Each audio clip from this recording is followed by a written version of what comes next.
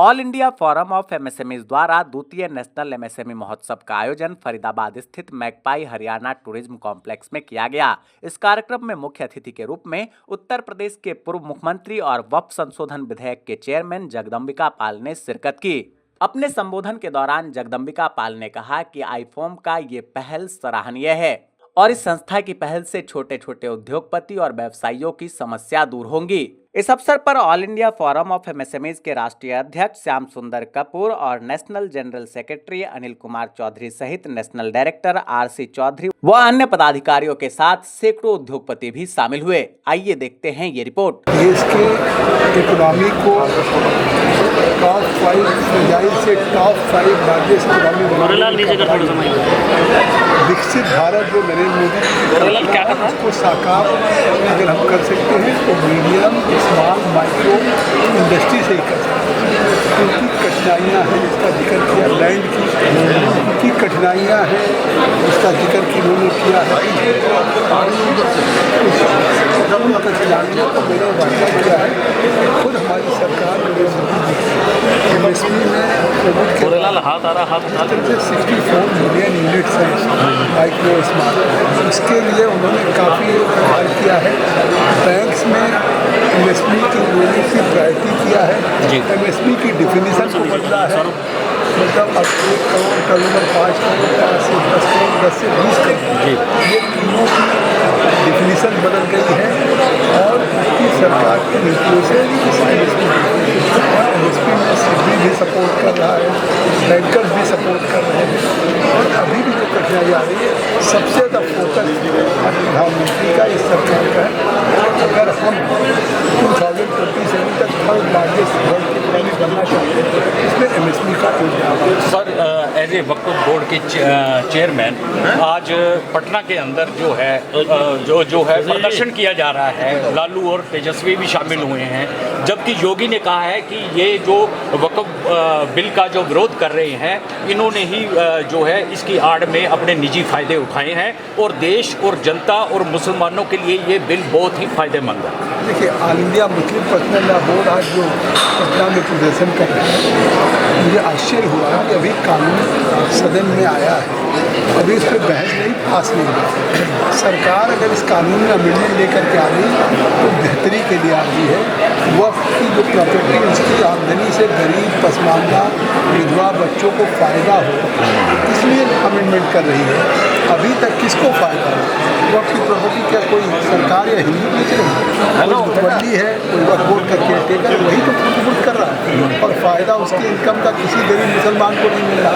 अगर इसको बेहतर बनाने के लिए सरकार काम कर रही है तो इस पर आंदोलन कर रहे हैं और लालू हो, तेजस्वी हो, कांग्रेस हो, वैसी हो, ये उसमें शामिल हो रहे हैं, इसलिए कि ये देश में मुसलमान को वोट बैंक समझते हैं। उनको उनके विकास की चिंता नहीं है, तुष्टीकरण की राजनीति इसलिए कर रहे हैं कि उनका वोट बैंक पाँव के नीचे से ज़मीन खिसक चुकी है, जिन नेताओं का आप नाम ले रहे हैं, लेकिन इसके बावजूद वो सोचते हैं कि शायद हमारा अस्तित्व सिद्ध हो। देखो, जो सांसद जगदम्बिका पाल ने कहा है वो जो है आईफॉम के काम को देखते हुए उनकी सराहना जो की है वो वास्तव में मतलब जो है सराहनीय है। आईफॉम उस दिशा में काम कर रही है और करती रहेगी इस उपेक्षा के साथ कि मतलब जो है इसमें और सदस्य अपने वो जोड़ेगी। और सिडबी का आईफॉम के साथ जुड़ने का पर्पस ही ये है हमारा कि मतलब जो है ज़्यादा से ज़्यादा एमएसएमई को जो है सिडबी जो है जो केंद्र सरकार और राज्य सरकार के जो बेनिफिट्स होते हैं वो अपनी स्कीमों द्वारा जो है उन तक पहुंचा सके। तो जितने ज़्यादा मेंबर्स होंगे उन सबको फ़ायदा मिलेगा इन चीज़ों का, नॉलेज अवेयरनेस राज्य सरकार और केंद्र सरकार की इसकी योजनाओं के बारे में जो है पता चलेगा। तो पर्पस यही है। चौधरी साहब, आईफॉम का सेकेंड एमएसएमई महोत्सव, नेशनल महोत्सव की ओर आप लोग अग्रसर हुए हैं और पिछले बार की अगर हम बात करें तो इस बार लोगों की तादाद अधिक है, उद्यमियों की तादाद अधिक है। इस प्रयास को किस तरह से देखते हैं और आगे क्या योजना है? जैसा कि आपने खुद कहा कि ये दूसरा महोत्सव है।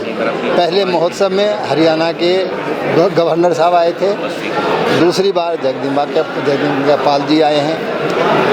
ये हमारे प्रोग्रेस दर्शाता है कि पहले कितने लोग थे पिछले बार में और इस बार उनके तादाद कितने बढ़ गए हैं।